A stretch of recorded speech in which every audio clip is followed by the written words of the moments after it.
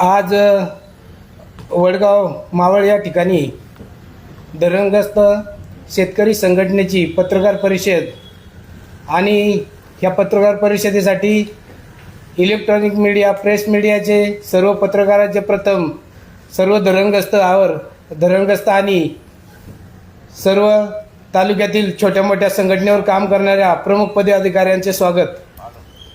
आज या ठिकाणी आपल्याला जी पत्रकार परिषद घ्यावी लागली, ही पत्रकार परिषद घेण्याचं मुख्य कारण 3 तारखेला आदरणीय ह्या राज्याचे मुख्यमंत्री देवेंद्रजी फडणवीस साहेब यांनी मुंबईला तालुक्यातले प्रमुख पदाधिकारी बोलवले। त्या प्रमुख पदाधिकाऱ्यांमध्ये आदरणीय सुनील अण्णा शेळके तालुक्याचे प्रमुख आमदार म्हणून उपस्थित होते, तसेच माजी मंत्री बाळाभाऊ भेगडे उपस्थित होते, तसेच ह्या मावळ विधानसभेचे खासदार आदरणीय श्रीरंगाप्पा बारणे आणि ठराविक शेतकऱ्यांच्या सह ही मुंबईमध्ये बैठक झाली आणि त्या बैठकीमध्ये पवनेचं पाणी चिंचवड पिंपरीला नेण्यासंदर्भातला विषय होता। पण ते बोलत असताना आमच्या धरणग्रस्त संघटनेने तिथंही ठामपणे विषय घेतला की पवना धरणामध्ये आम्ही आमचे घरदार शेतीवाडी सर्व काय आमच्या आठवणी बापदाद्यांच्या सगळं तिथं आम्ही बुडवलेले आहेत। त्याच्यामुळं पवनेच्या पाण्यावरती सर्वात प्रथम अधिकार हा पवना धरणग्रस्त शेतकऱ्यांचा आहे आणि म्हणून पवना धरणग्रस्तांचं जे रखडलेलं पुनर्वसन आहे ते धरणग्रस्तांचं पुनर्वसन पहिलं झालं पाहिजे।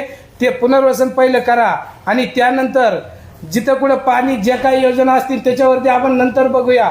जो आमचा 57-58 वर्षाचा रखडलेला प्रश्न आहे त्या प्रश्नावरती पहिलं बोललं पाहिजे आणि आदरणीय आमचं पत्राचा रिफरन्स घेऊन आदरणीय मुख्यमंत्री साहेबांनी सांगितलं की इथं जो शेतकऱ्यांचा प्रश्न आहे पवनेचा तो आदरणीय कलेक्टर साहेबांना सांगितलं की तुम्ही एकत्र बसून धरणग्रस्त शेतकऱ्यांची बैठक लावून शनी तो प्रश्न आधी सोडवायचा प्रयत्न करा आणि त्या अनुषंगाने आमची पुणे येथे एक बैठक लावली। त्या बैठकीमध्ये 13 तारखेच्या त्या बैठकीमध्ये धरणग्रस्त संघटना जिल्हा अधिकारी व आता जी नावं घेतलेली तालुक्याचे प्रमुख मंडळी ह्या सर्वांची एक बैठक तिथं झाली। त्या बैठकीमध्ये तिथं एकदम सकारात्मक चर्चा आली। त्या चर्चेमध्ये निघालं की धरणग्रस्तांचा विषय आपण पहिले मार्गी लावू, त्यांच्याशी बसून त्यांचे मार्ग काढू आणि ते मार्ग काढल्यानंतर जी का आपल्या पुढं काही डोक्यामध्ये योजना असतील त्याच्यावरती बोलूया। आणि तिथं आमच्या संघटनेने ठाम सांगितलं अगोदर आमचं पुनर्वसन करा, नंतर तुमच्या ज्या काय कल्पना आहे त्या कल्पनेवरती बोला। आणि ते झाल्यानंतर अगदी खेळीमेळीच्या वातावरणात चहा घेऊन तिथून सगळे मान्यवर मंडळी सगळे धरणग्रस्त उठून आल्यानंतर लगेचच 13ला मीटिंग झाल्यानंतर 14 तारखेला जलसंपदा विभागाचे अधिकारी त्यांनी एक पत्र काढलं। हे असं ते पत्र आहे। ह्या पत्रामध्ये असं लिहिलंय की तिथं एक लीज काढली 40 एकर जमिनीची। त्या 40 एकर जमीन काही धनदांडग्यांना लीजवरती द्यायचं कबूल केलंय। मग याच्यामध्ये जलसंपदाचे मंत्री आहेत का जलसंपदाचे अधिकारी आहेत कोण आहे आम्ही काही एवढ्या त्याच्या डीपमध्ये अजून तरी गेलेलो नाही। पण जर कधी महाराष्ट्रामध्ये इतकं चांगल्या पद्धतीचं वातावरण असताना जर हा प्रश्न धरणग्रस्तांचा सुटत असेल तर ह्या जलसंपदावाल्यांनी ज्यांनी कुणी फील्डवरती राहून ज्यांनी हे रिपोर्ट दिलेत त्या रिपोर्टमध्ये ह्या ज्या जमिनी आहे ह्या इतर विभागाला ज्या अक्वायर केल्या त्या जमिनी तिथं दाखवल्यात आणि त्या जमिनीचे सातबारे तिथं जोडल्यात, ते सातबारे पण याला लावलेले आहेत। अशा सातबाऱ्यावर त्याचे चुकीचे रिपोर्ट दिलेत आणि त्याच्या अनुषंगाने जर पवण्याचं वातावरण जर इथं कोणी खराब करायचं जर सिंचन विभागाची लोक करत असतील तर त्या लोकांनी मला वाटतं पवनेचा 2011चा इतिहास भूगोल कधी वाचलाय का नाही मला माहिती नाही। आम्हाला नाईलाजाने असे काही पुढे काही निर्णय घ्यावे लागतील असे काय त्यांनी करू नये म्हणून आम्ही हे पत्र मिळालं लीजचं पत्र मिळाल्यानंतर आम्ही तुरंत जाऊन शनी जलसंपदा सिंचन विभागाचं जे ऑफिस आहे पुण्याला तिथं जाऊन शनी जलसंपदा मंत्र्यांना घेराव घातला आणि त्यांना जा विचारला की बाबा आमच्या इतक्या खेळीमेळीच्या चाललेल्या वातावरणामध्ये जर चर्चासत्र चालू असताना जर का तुम्ही अशी काय पत्र तुमच्या अधिकारी काढत असतील तर हे चुकीचं आहे आणि असं जर झालं तर आम्हाला योग्य ती किंवा नाईलाज असतो तिथलं पाणी आहे त्या परिस्थितीत बंद करावं लागेल असं सगळं आम्ही तिथं ठणकावून बोलल्यानंतर जलसंपदा मंत्र्यांनी आम्हाला तिथं सांगून टाकलं की बाबा जोपर्यंत पाण्याचा प्रश्न सुटत नाही तोपर्यंत तिथं कुठलीही कारवाई या कुठल्याही नवीन प्रकल्पासंदर्भात चर्चा होणार नाही असं त्यांनी अगदी सकारात्मक आम्हाला तिथं उत्तर त्या सगळ्या याच्यामध्ये दिलंय. आणि त्यांचं ते तोंडी उत्तर घेऊन आम्ही आता इथपर्यंत आहे. पुढं काय 4 दिवसात होत आहे त्याच्यानंतर आम्ही सगळे नवीन दिशा ठरवणार आहे. बोला पुढे बोडके अधिक सर. प्रथमतः कलेक्टर साहेबांनी ज्या पद्धतीने आम्हाला कलेक्टर ऑफिसच्या 13 तारखेच्या मीटिंगमध्ये सूचित करून सांगितलं की पहिलं पुनर्वसन आणि नंतर बाकीच्या चर्चा, तिथं पाटबंधारेने आम्हाला विचारणा केली की पवनेचं जे मजबूतीकरण आहे 17, 18, 20 वर्षापासून रखडलेलं त्याच्या संदर्भात तुमची भूमिका काय आहे. तर त्यावेळेस आम्ही स्पष्ट सांगितलं की 65मध्ये संपादन होते, 72मध्ये पाणी भरलं जातं आहे. त्यावेळेस आमच्या 1203 खातेदारांच्या पूर्ण घरादाराची सर्व राखरांगोळी करून आमची 4थी पिढी आता कशी तरी उदरनिर्वाहाचं साधन मोलमजुरी करून करते. पण त्यावेळेस जर समजा तुम्हाला 3200 एकरची गरज होती तर 6000 एकर संपादनच का केली चुकीच्या पद्धतीने, आणि त्या जमिनीवरती आमचं उदरनिर्वाहाचं साधन असताना आज त्या जमिनी लीजवरती देऊन हा आमच्या शेतकऱ्यांवरती परत एकदा नांगर फिरवण्याचं काम महाराष्ट्र शासन सिंचन म्हणून करते. त्यामुळं आम्ही जे परवाच्या 13 तारखेला जे निवेदन झालं होतं त्या संदर्भात आम्ही विखे पाटलांना पण सांगितलं की साहेब आमचा अजून खातेदार निश्चित नाही, किंवा तुमचं जे काय वेळेस संपादन झालं त्यावेळेस निवाडा असेल किंवा संकलन याद्या असतील त्या नादुरुस्त आहेत, त्या पहिल्या 100% कराव्यात, क्लिअर कराव्यात की जेणेकरून कुठल्याही शेतकऱ्यावरती अन्याय होणार नाही. आणि त्यानंतर बाकीचं जे काय आपल्या पुढच्या चर्चा आहेत ते करता येतील. अजून खातेदार पण शासनाला निश्चित करता नाही आलं. कधी 863 सांगतात, कधी 829 सांगतात, कधी 764 सांगतात. त्या दिवशी विखे पाटलांनी आम्हाला त्याच विषयावरती सांगितलं की बाबा तुम्हाला 2 एकर देतो, तुम्हाला पवनेमध्ये जे काय समजा 1528 एकर ती आम्ही काढून ठेवली.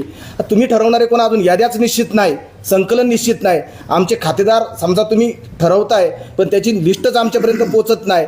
म्हणजे हे आंधळ दळतून कुत्रपीठ खाते अशी सध्याची परिस्थिती आहे. आम्ही आजच्या पत्रकार परिषदेच्या मार्फत शासनाला विनंती करू शकतो की बाबा आमची तुम्ही मायबाप आहात, आम्ही तुम्हाला निवडून दिलेत, तुम्ही राज्यकर्ते आहात. म्हणजे याचा अर्थ असा नाही होत की तुम्हाला मनमानी करायला आम्ही तिथं पाठवलेत. विनंती आहे आमची की आम्ही खरंच फार भोगले, 60 वर्ष भोगले. तर आम्हाला जर तुम्हाला पुनर्वसन करता येत नसेल तर जेवढे धरणग्रस्त आहे त्यांना आम्हाला तुम्ही गाढवं घेऊन द्या, आम्ही मोलमजुरी करू आणि उपजीविकेचं साधन करू. म्हणजे आम्हाला ह्या महाराष्ट्रामध्ये देशामध्ये लोकशाही आहे की नाही ह्याचं पण आम्हाला जिवंत उदाहरण आता तर आम्ही पाहतोयच. कारण एक साईडला तुम्ही म्हणताय की आम्ही पुनर्वसन करायला तयार आहे आणि दुसऱ्या साईडला ज्या आमच्या वहिवाटीतल्या ताब्यातल्या ज्या जमिनी आहेत त्याच लीजवरती देऊन शानी आम्हाला आंध्रात ठेवून शानी चाललेला हा फार मोठा आमचा विश्वासघात आहे. त्यामुळं आम्ही धरणग्रस्त म्हणून उद्याच्या काही दिवसामध्ये आम्हाला जर ह्याचा रिझल्ट भेटला नाही किंवा मनमानी जर शासनाने केलं तर निश्चित पवनेचं पाणी बंदच नाही. तर मग अशी आमचा कार्यकर्ता म्हणल्याप्रमाणे जसं 2011मध्ये झालं 3च शेतकरी मेले, 12 लोकांना गोळ्या लागल्या, पण ह्याच्या पुढे किती मरतील आणि त्याची सर्व्हिसवी जबाबदारी शासनाला ही भोगावं लागेल. आणि शासन आंधळ दळते कुत्रपीठ खाते ह्याच भूमिकेमध्ये काम करते असा आत्ताचा आमचा अजेंडा आहे.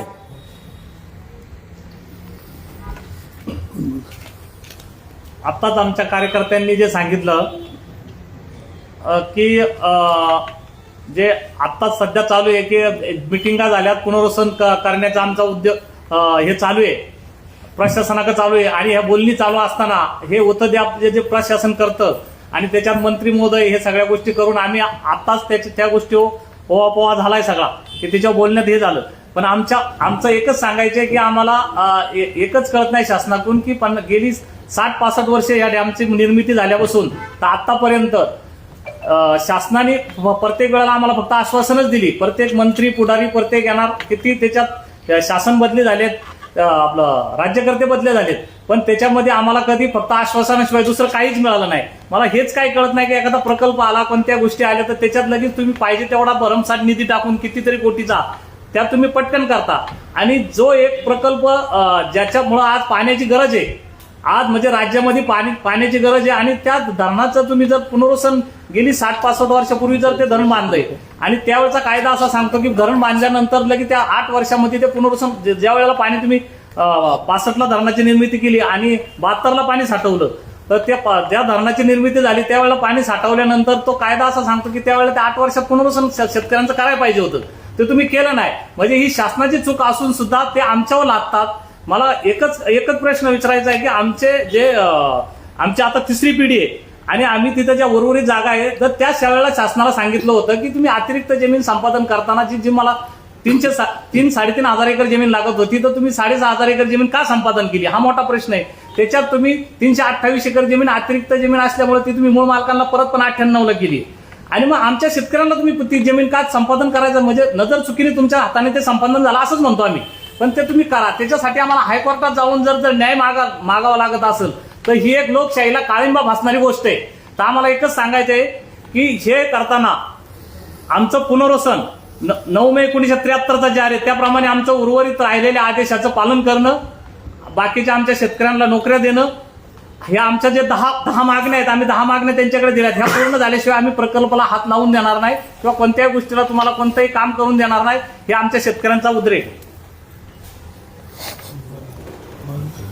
1965 साली करण्याचं काम चालू करण्यात आलं. 72ला पूर्ण झालं. 72 पासून आमचा शेतकरी वंचित आहे. 2058 वर्ष झाली. अनेक नेते बदली झाले तरी पण पुनर्वसनचा काही विषय कोणी घेतला नाही. पिंपरी चिंचवडला पाणी जाते पण जे धरणाच्या वरती गाव आहेत त्यांना पाणी प्यायला नाही. पिंपरी चिंचवडला पाणी भरपूर जाते, आता बंदिस्त पाईपलाईन न्यायची त्यांना, पण पहिलं आमच्या लोकांना पाणी पाहिजे, नंतर न्या. आणि पिंपरी चिंचवडला एकही आमचा शेतकरी कोणी कामाला घेतलेला नाही. आम्ही कोटेशन भरले, आम्ही पिंपरी चिंचवडच्या गाळासाठी पैसे भरले, 30 वर्ष झाले, अजून आम्हाला गाळा ताब्यात दिला नाही. एवढं बोलतो मी.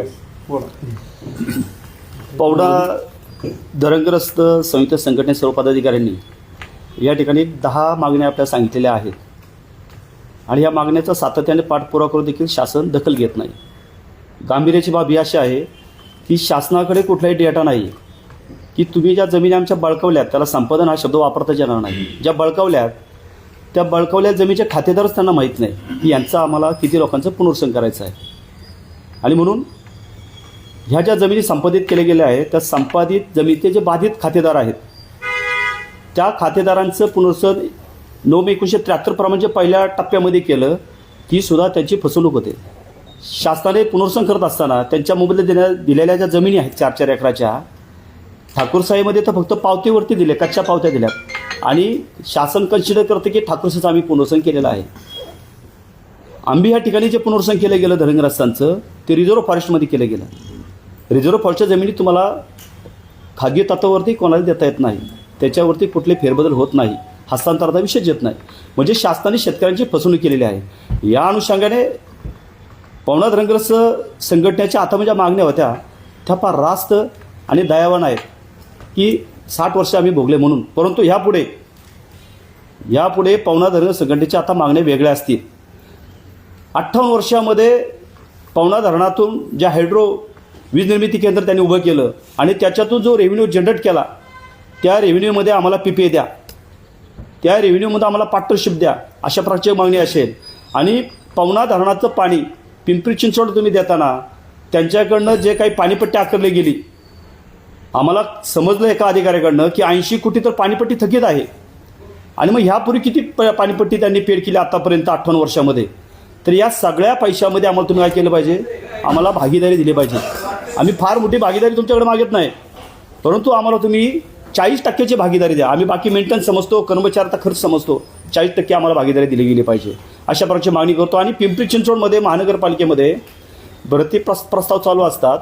संबंध धरणग्रस्तांसाठी एक रिझर्व्ह कोटा आहे आणि म्हणून तुम्ही उलदीच्या धरणग्रस्त आणणार, डिंब्याचे धरणग्रस्त आणणार, महाराष्ट्रातल्या धरणग्रस्तांना कन्सिडर करण्यापेक्षा ज्या पवनेचे लोक बाधित आहे, पवनेच्या पाण्यावर तुम्ही जिवंत आहात, तर पहिली प्रायोरिटी आणि पवनेच्या बाधित लोकांना दिली पाहिजे.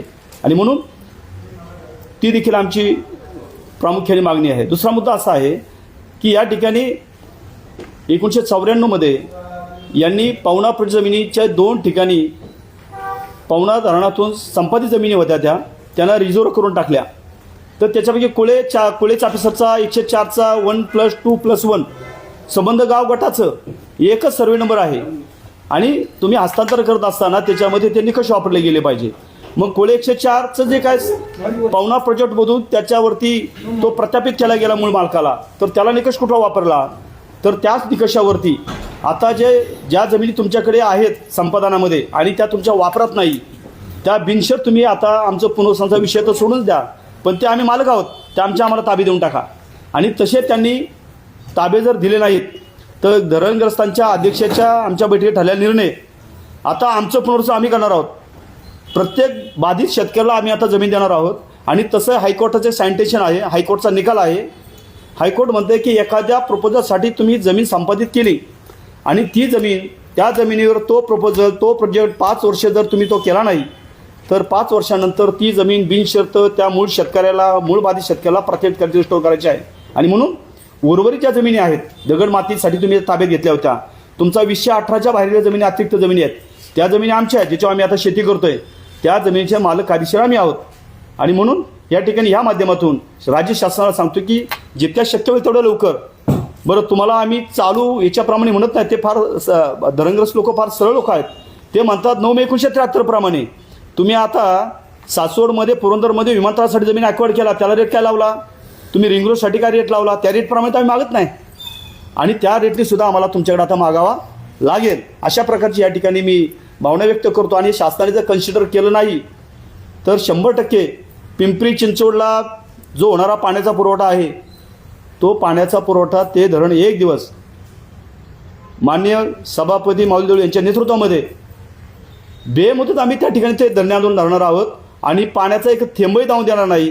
रक्ताचे थेंब गेले तरी चालेल, पण पाण्याचा थेंब जाऊ दिला जाणार नाही. अशा प्रकारच्या या ठिकाणी आपल्या माध्यमातून सांगतो.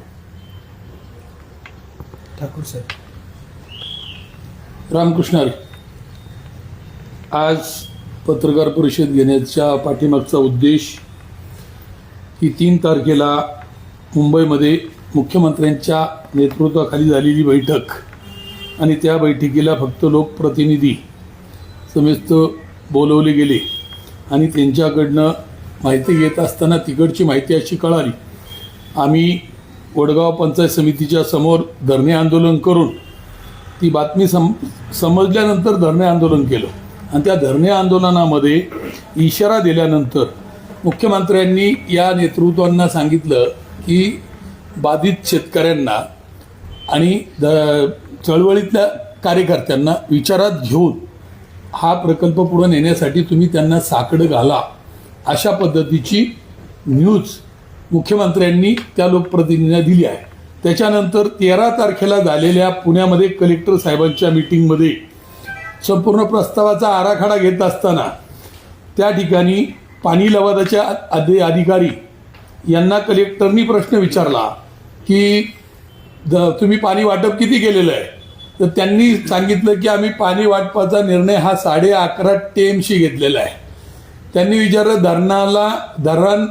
धरणामध्ये पाणी साठा किती. त्यांनी सांगितलं की 10.5 TMC.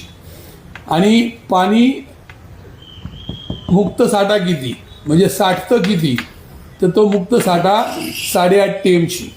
मग त्या ठिकाणी तो अधिकारी निरुत्तर झाल्यानंतर कलेक्टरनी त्यांना सांगितलं की आधी तुमचा अभ्यास करा, कारण जर 8.5 TMC पाणी आहे, अर्धा TMC पाणी बाष्पीभवन होतं, 1 TMC पाणी मृद साठा राहतो. मग 6.5 TMC पाणी जर पिंपरी चिंचवडने उचललं तर खाली पाणी राहत नाही. मग मृद साठा कुठून आणणार आणि तुम्ही वाटप कसे करणार. 4.5 TMC वाटप एक्स्ट्रा केलेलं आहे. याचा अर्थ ह्या अधिकाऱ्यांना काही माहीत नसतं, कागदी घोडे नाचवतात. आणि त्यामुळं त्यांनी इथं धरणग्रस्तांना न्याय तर दिलाच नाही. ज्यांनी 19 गावांनी स्वतःला काढून घेतले त्यांना न्याय दिलाच नाही. परंतु पिंपरी चिंचवडची सुद्धा फसवणूक चालू आहे की 11.5 TMCचं वाटप पण 4.5 TMC पाणी आणणार कुठून. मग ते पाणी तुम्हाला मिळणार नाही. मग आत्ता मुद्दा आहे त्या ठिकाणी आम्ही कलेक्टरला सांगितलं की ह्यांना जर माहीत नाही तर तुम्ही त्यांना अभ्यास करायला लावा. त्यांनी अभ्यास केल्यानंतर आम्हाला सांगा, मीटिंग लावा. तोपर्यंत कुठल्याही कामाला तिथं हात लावायचा नाही. एक तर बंदिस्त लाईनीला हात लावायचा नाही. दुसरी गोष्ट की धरणग्रस्तांचे प्रश्न सुटल्याशिवाय कुठलाही मुद्दा काढायचा नाही. त्यामध्ये 13 तारखेची मीटिंग कलेक्टर घेत आहेत आणि 14 तारखेला बातमी येते की 40 एकर जमीन आपटी गेवंड्याची, ती जमीन लीजवर द्यायची, एखाद्या धनाड्याला लीजवर द्यायची आणि आमच्या शेतकऱ्यांचा त्यांना लीजवर देता येते, शासन ते लीजवर देऊ शकतं. मग आमच्या शेतकऱ्यांना आतापर्यंत 72 सालापासून तर आता 2026 पर्यंत अर्धा इंच सुद्धा जागा तुम्ही वाटप केली नाही, म्हणजे निर्लज्जपणाचा कळस आहे. आणि मग हा आत्ता शेतकऱ्यांनी किती दिवस सहन करायचा? 2011ची आवृत्ती पुन्हा करण्याचा प्रयत्न जर या शासनाने केला, कलेक्टर साहेबांना इशारा आहे की हे तुम्ही या तालुक्यामध्ये मेन आहात, तुम्ही या शेतकऱ्यांना जमिनी द्यायच्या किती, संपादित वाढीव झालेल्या आहेत याचाही मार्ग मोकळा करा. आणि काही पूर्वी धनाद्यांना जमिनी दिलेल्या आहेत, त्या सुद्धा जमिनी तुम्ही का दिल्या? कारण शेतकऱ्यांचा जर पुनर्वसनाचा प्रश्न सुटला नाही तर मग त्यांना देण्याचा अधिकार तुम्हाला कोणी दिला? बरं, त्या दिवशी आम्ही विखे पाटील साहेबांना भेटलो, जलसंपदा मंत्री. त्यांना भेटल्यानंतर त्यांनी आम्हाला हे सांगितलं की पहिली 1000 आणि नंतरची 571 अशी जमीन आम्ही तुम्हाला वर्ग करून ठेवलेली. आणि मग त्यांना अध्यक्षांनी विचारलं की मग आमच्या अजून लोक राहिलेली आहेत, ते म्हणले मला माहित नाही, ते कलेक्टर आणि पुनर्वसन कायदा. म्हणजे तुम्हाला मंत्री महोदयांना जर माहीत नाही असं म्हणत असाल तर मंत्री महोदय हे पळवाट काढून आम्हाला उत्तर देतात आणि त्या पळवाटीला आम्ही कदापि सहन करणार नाही. आम्ही धरणग्रस्त आणि कृती समिती, पाहुणा बंदिस्त जलवाहिनी आणि जमीन हक्क आणि इतर संघटना आम्ही सर्व मिळून एकत्र येऊन 2011ची आवृत्तीपेक्षा भयानक आवृत्ती निर्माण होईल. शासनाला लक्ष वेधण्याची गरज आहे की आम्ही कोणावर अवलंबून राहणार नाही. जो येईल त्याला संघ घेऊन, जो येणार नाही त्याला ठेवून, अशा पद्धतीने आम्ही पुढची दिशा ठरवणार आहे. आणि जर त्यांना खरोखर पाहिजे असेल आणि पिंपरी चिंचवडला अद्यापी पाणी आतापर्यंत 2072 सालापासून कुठेही कमी पडलेलं नाहीये, की असं एक बातमी दाखवा की पिंपरी चिंचवड पाण्या वाचून सैरवैर पळतंय. आज रावेतवरून पाहिजे तेवढं पाणी ते उचलतात. त्यांनी कारणं सांगितली की दूषित पाणी होतंय. अनिल, मग दूषित पाणी जर होत असेल तर मग तुम्ही, आमचं म्हणणं आहे की दोन्ही थडीला आरसीसी भिंत घाला. शासनाचं धोरण आहे नदी शुद्धीकरण, मग नदी शुद्धीकरण करा की त्या पद्धतीने जर दोन्ही थडीला जर भिंती घातल्या, तुमच्या पूररेषेच्या आत तुम्ही भिंती घाला, त्याच्या बाजूनी कंपन्यांचं पाणी असेल, राहदाराचं पाणी असेल, ते साईटने रावेतच्या खाली सोडून द्या. रावेतच्या खाली तर तुम्ही पाय सुद्धा धुवू शकत नाही, तोंडात पाणी घ्यायचा प्रश्न सोडा. मग हे पिंपरी चिंचवडनी केलेली घाण आणि आता परत मावळमध्ये तीच घाण झाल्याचं दाखवत आहेत, तर आम्ही ते कदापि सहन करणार नाही. तुम्ही दोन्ही बाजूला भिंत घालून त्या नदीचं पाणी तुम्हाला पाहिजे तेवढं उचला, ते रावेतवरून उचला, गवजावरून उचला, त्याच्या व्यतिरिक्त ते तुम्हाला घेता येणार नाही. हा आमचा सर्व संघटनेचा इशारा आहे. पत्रकार परिषदेचा प्रमुख मुद्दा म्हणजे धरणग्रस्तांचे पुनर्वसन हा प्रमुख मुद्दा आहे. बाकीचे विषय हे नंतरचे आहेत. आतापर्यंत बऱ्याच बैठका झाल्या पुनर्वसनाच्या बाबतीमध्ये. प्रत्येक मीटिंगमध्ये कोण म्हणते 2 एकर देऊ, 3 एकर देऊ, 4 एकर देऊ. शेवटीला अजूनपर्यंत त्याच्यावरती काही तोडगा निघालेला नाही. त्यामुळं प्रथम मुद्दा हा आहे की प्रत्येक धरणग्रस्त शेतकऱ्याला किमान 4 एकरचं पुनर्वसन हे झालंच पाहिजे कुठल्याही परिस्थितीमध्ये.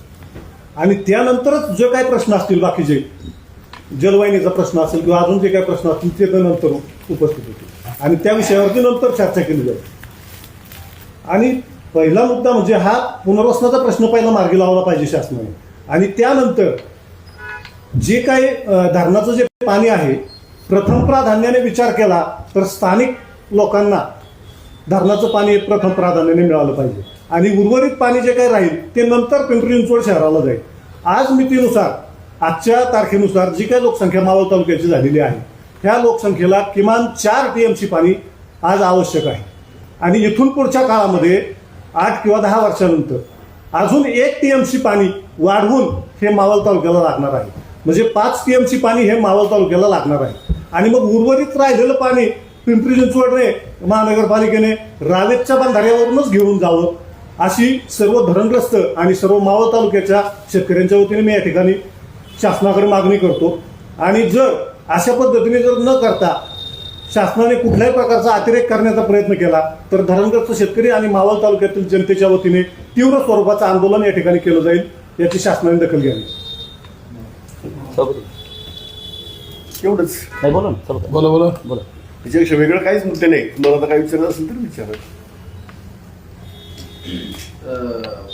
जे पवना धरणामध्ये जलसाठा वाढवण्यासाठी जे मध्यंतरी असणारे बेट आहे, बरेचसा उथळ भाग आहे, त्याचं खोलीकरण झालं पाहिजे अशी ही एका घटकाकडनं मागणी होती. त्याबद्दल काय सांगा? चालूच आहे प्रतिवर्षी गाळ काढायचं काम मे महिन्यामध्ये काढलं जातो. एका बाजूला शासन असं दाखवतं की आम्ही धरणातील जलसाठा वाढवण्यासाठी तिथली माती काढत आहोत, गाळ काढत आहोत. दुसऱ्या बाजूला इतके दुर्लक्षित आहे ते डिपार्टमेंट कृष्णा खोरे की धरणामध्ये 4 एकरला भराव करून एका उद्योजकाने आतमध्ये ताबा घेतला. धरणाच्या आतमध्ये असा एकाने नाही घेतला. त्या धरणाच्या आतमध्ये म्हणजे धरण सुरक्षा संहिता कायद्याला त्यांनी भंग केला आहे. मोठ्या प्रमाणामध्ये त्या ठिकाणी अतिक्रमण इन्क्रोचमेंट केलेली आहे. जर तुम्ही कुल 104मध्ये गेलात तर तुम्हाला धरणाच्या आतमध्ये 4 एकरवरती पाण्यामध्ये बेट तयार केलं आहे आणि त्या बेटाचा ताबा घेतला आहे. पश्चिम पट्ट्यामध्ये जेवढी इन्क्रोचमेंट झाली, शिंदगावच्या भागात झाली, आंबेगावच्या भागात झाली, ही मोठ्या प्रमाणात दुसरी भांडवलदार काय करत आहेत, इन्क्रोचमेंट करत आहेत. आणि हे शेतकरी जे जमिनी कसत होते रिअल फॅक्टमध्ये त्या जमिनीच्या माती काढून नेल्यात, गाळ काढून नेलेला नाही. जर खरंच त्यांना गाळ काढायचा असेल तर त्यांनी धरणाच्या आतमध्ये जाऊन गाळ काढला पाहिजे. ठाकूर साहेब माझा शेतकरी, खडगाव शेतकरी, वाघिसोचा शेतकरी, जोवनचा शेतकरी, ह्या शेतकऱ्याच्या जमिनी यांनी बाधित केल्या. उर्वरित ज्या पवना प्रोजेक्टच्या जमिनी होत्या त्या शेती करत होते त्या बाधित केलेल्या आहेत.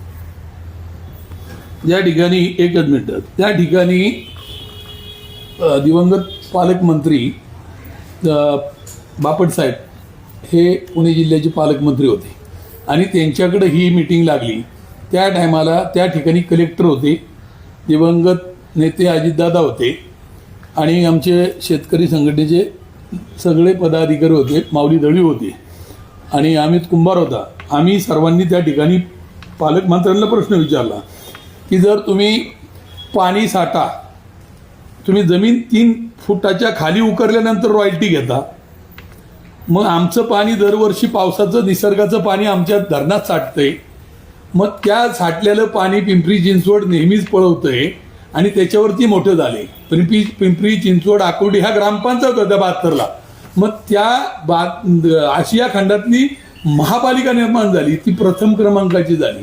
मग त्या महापालिकेने आमच्या गाडून घेतलेल्या धरणग्रस्तांना किंवा मावळ तालुक्यामध्ये कोणाला कधी शाळा दिली, कोणाचं कधी पुनर्वसनामध्ये काय भरीव काय काम केले, एकही काम केलेलं नाही. आणि ते त्या दिवशीच्या मिटिंगला त्यांनी सांगितलं की आमच्याकडून झालं नाही, यापुढे आम्ही प्रयत्न करू. तर ते कधी करणार आहेत. परंतु ती मिटिंग झाल्यानंतर त्या ठिकाणी कलेक्टरला विचारलं की बा तुम्ही आमच्यावर रॉयल्टी लावताय, तर मग पाणी जेव्हा मे महिन्यामध्ये खाली जातं, मे जूनच्या दरम्यान पूर्ण खाली गेलं की त्या धरणातला गाळ पिंपरी चिंचवडनी काढला पाहिजे. हे ते का करत नाहीत हा प्रश्न दादाला आणि पालकमंत्र्याला विचारला. त्या टायमाला त्यांनी सांगितलं की कलेक्टर साहेब, मावळच्या तहसीलदारला तुम्ही आदेश काढा आणि त्या ठिकाणी कुठल्याही गाड्यात ते गाळ काढताना कुठल्याही गाडीची रॉयल्टी घेता कामा नये. आम्ही त्यांना सांगितलं की शेतकऱ्यांना गरज असेल तर त्यांना द्या, इटभट्टीकरांना गरज असेल त्यांना द्या, पण आमच्या धरणाची खोली वाढवा. तर त्या ठिकाणी ते काही काळ गेला, तिथं पिंपरी चिंचवडने 1 रुपया खर्च केला नाही. ते आमचे मावळचे खासदार सरंग बारणे यांनी दरवर्षी आम्हाला जो काही कुठं गाव एखाद्या गावाला फंड मिळेल तो फंड 10 लाखाचा त्या धरणामध्ये टाकून त्या धरणाचा गाळ काढला. काही प्रमाणामध्ये थोडंफार पाणी त्याच्यामध्ये साठवलं.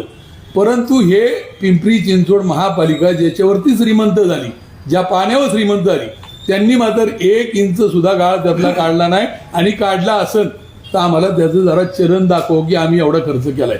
म्हणजे एवढा जर नालायकपणा त्या पिंपरी चिंचवडमध्ये चाललेला आहे.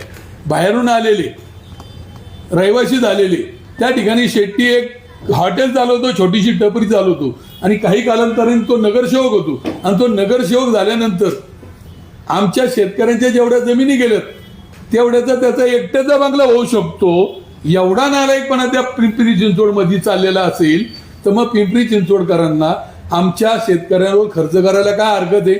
म्हणून ह्या ज्या सगळ्या विविध गोष्टी आहेत याचा उद्रेक होऊ नये याची काळजी पिंपरी चिंचवडनी आणि महाराष्ट्र शासनाने घ्यावं ही आम्ही त्यांना विनंतीपूर्वक सांगतो. अन्यथा काही काळाने तुम्ही जर हातपाय हलवायचा प्रयत्न केला तर आम्ही तुम्हाला त्या ठिकाणी येऊ देणार नाही. हा आजच आम्ही तुम्हाला ह्या पत्रकार परिषदेच्या माध्यमातून इशारा देतो आणि थांबतो. जय हिंद, जय महाराष्ट्र. पवना धरणग्रस्तांचं पुनर्वसन हा प्रश्न गेल्या अनेक वर्षापासून बरोबर. तुम्ही सगळे तोच मुद्दा घेऊन आजही मांडताय. पुनर्वसन झालं पाहिजे आणि 2011 पासून जेलवाहिनीचा मुद्दा पुढे आला. अलीकडच्या काळात जेलवाहिनी पूर्ण करण्याचा घाट शासनाने घातला आणि शासनच माझ्या माहितीप्रमाणे शासन पुनर्वसन आणि जेलवाहिनी हे दोन प्रश्न एकत्र आणतंय. पुनर्वसन झालं तर शेतकरी तयार होतील आणि जेलवाहिनीला मान्यता देतील अशी शासनाची भूमिका आहे. आज जर ती परिस्थिती आली, पुनर्वसन जवळपास शेवटच्या टप्प्यात आहे, हे जर झालं तर जेलवाहिनीला तुमचा विरोध आहे का जेलवाहिनीला समर्थन द्या? पुनर्वसन म्हणजे ज्यांनी धरणामध्ये स्वतःला गाडून घेतलं ते धरणग्रस्त आहेत संमती. तो प्रश्न पहिला प्रायोरिटीचा आहे, तो आधीचा आहे. तो धरण निर्मितीचा प्रश्न आहे. आता राहिला प्रश्न नदीचा, तर धरणग्रस्त तर बाधित होतीलच वरच्या भागामध्ये, कारण यांनी थेट जर पाईपलाईन केली त्या धरणामध्ये आणि ते 7 टेम्सची म्हणतात, पण ते किती टेम्सचे आता रिझर्व त्या बैठकीमध्ये जेव्हा त्या अधिकाऱ्याला विचार केला मुख्य अभियंत्याला की आपल्याकडे आता रिझर्व साठा किती आहे, तर 0.5 मायनस होता की जेवढी आपल्या मावळच्या जनतेला त्याची तहान सध्या चालूची भागत नाही त्या पाण्याने. आणि मग हा काही 2 विषय एकत्रित करण्याचा संबंध नाही. त्या माध्यमातून राज्य सरकार ब्लॅकमेलिंग करतं असं मला वाटतंय.